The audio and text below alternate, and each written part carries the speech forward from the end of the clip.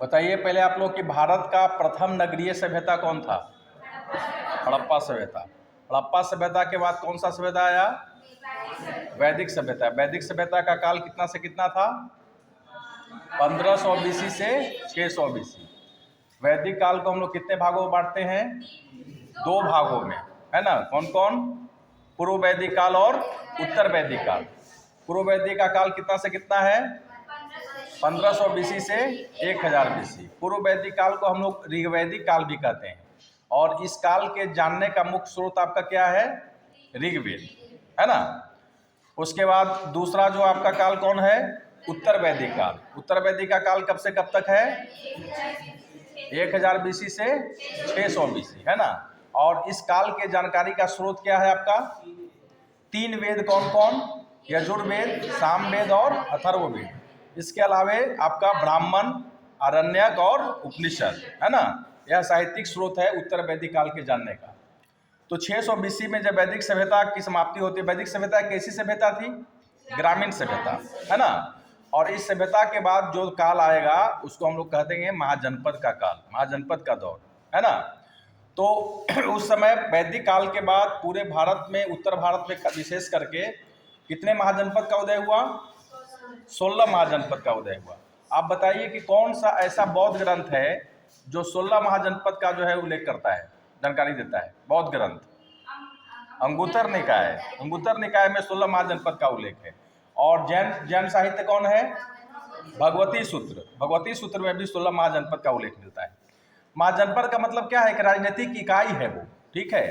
पहले जन हुआ करता था, जन से बड़ा हुआ तो जनपद हुआ, और कई जनपद मिलाकर क्या बना? महाजनपद। और 16 महाजनपदों को हम लोगों ने देखा था।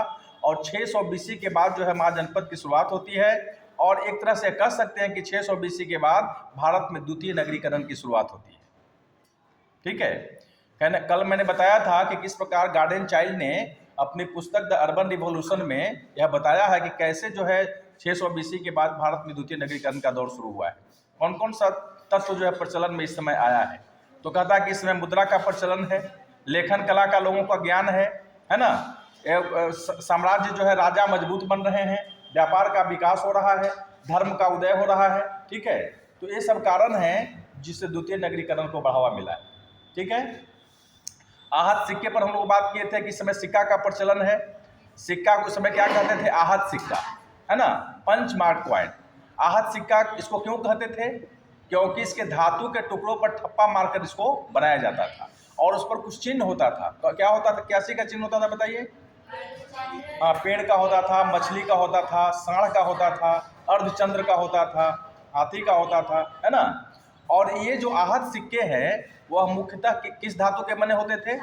चांदी के मुख्यतः बने हुए थे। कुछ आहत सिक्कों के नाम भी इस समय मिलते हैं, जैसे आपको क्या मिलता है? सतमान, पन, है ना।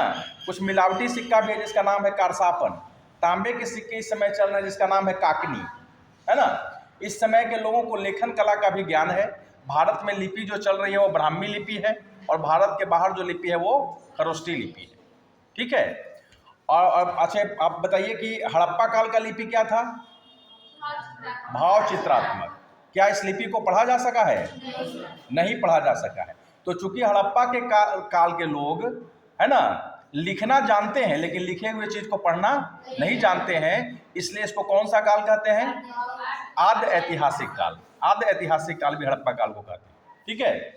तो महाजनपद में हम लोग पहुंचे थे कि इस समय 16 महाजनपद हुआ उत्तर भारत में। और 16 महाजनपद में इन सभी महाजनपदों पर एक महाजनपद जो सब पर भारी पड़ गया, सब पर अपना वर्चस्व स्थापित किया, उसका नाम था मगध महाजनपद, है ना। और सभी महाजनपदों को आपस में मिला करके और उसने मगध साम्राज्यवाद की नींव वहां पड़ी, है ना। जिसको हम लोग देखेंगे अगले चैप्टर में कि मगध का उत्कर्ष के क्या कारण थे, मगध क्यों सभी महाजनपदों पर हावी हो गया, क्यों अपना साम्राज्य फैलाया वो, है ना। इसकी चर्चा हम लोग मगध साम्राज्यवाद में करेंगे, ठीक है। तो आज हम लोग देखते हैं कि महाजनपद बारी बारी से देखेंगे कि कौन सा महाजनपद की क्या विशेषता थी। मैंने पढ़ाया था कल काशी को, है ना, काशी महाजनपद। उसके बाद आपने मगध की भी चर्चा की थी, मगध पर स्पेशल चर्चा करेंगे, मगध के बारे में, उसके शासकों के बारे में, वहाँ की भौगोलिक स्थिति, राजनीतिक स्थिति के बारे में, सामरिक स्थिति के बारे में हम लोग चर्चा करेंगे, ठीक है। तो हम लोग आज देखते हैं कि महाजनपद सबसे पहले अंग महाजनपद, अंग महाजनपद को पढ़े थे हम लोग। अंग जो है कहाँ है बताइए, कल मैंने बताया था अंग कहाँ है। अंग है बिहार में स्थित है, भागलपुर और मुंगेर जो जिला है उसी क्षेत्रों में अंग महाजनपद का विस्तार था। और अंग की राजधानी कहाँ थी? चंपा। अंग की राजधानी चंपा। चंपा शहर को का जो वास्तुकार है, जिसने व्यवस्थित तरीके से उस शहर को बसाया था, उस वास्तुकार का नाम क्या था? चंपा शहर के वास्तुकार महागोविंद, है ना। देखिए आजकल क्या हो रहा है कि शहरें जो है जो बस रहा है वह व्यवस्थित तरीके से बस रहा है, ठीक है। अब जैसे चंडीगढ़ भारत का प्लान्ड सिटी है। चंडीगढ़ का वास्तुकार कौन था? ला कार्बोजियर, ठीक है। तो इस प्रकार हम लोग भी घर बनाते हैं तो प्लान में बनाते हैं ना जी, है ना। इंजीनियर से नक्शा बनाते हैं, कैसे रास्ता होगा, कैसे घर के आगे कितना छोड़ेंगे हम लोग जगह ताकि आने जाने में सहूलियत हो, है ना। तो उसी प्रकार जो है चंपा का जो वास्तुकार था वो महागोविंद था। चंपा अपने व्यापार के लिए प्रसिद्ध था, ठीक है। और आप महाभारत काल में सुने होंगे, कर्ण का नाम सुने होंगे, राजा कर्ण। तो कर्ण किस देश का राजा था? अंग देश का, है ना। तो अंग के बारे में हम लोगों ने देखा, यह जो है एक महाजनपद था, ठीक है।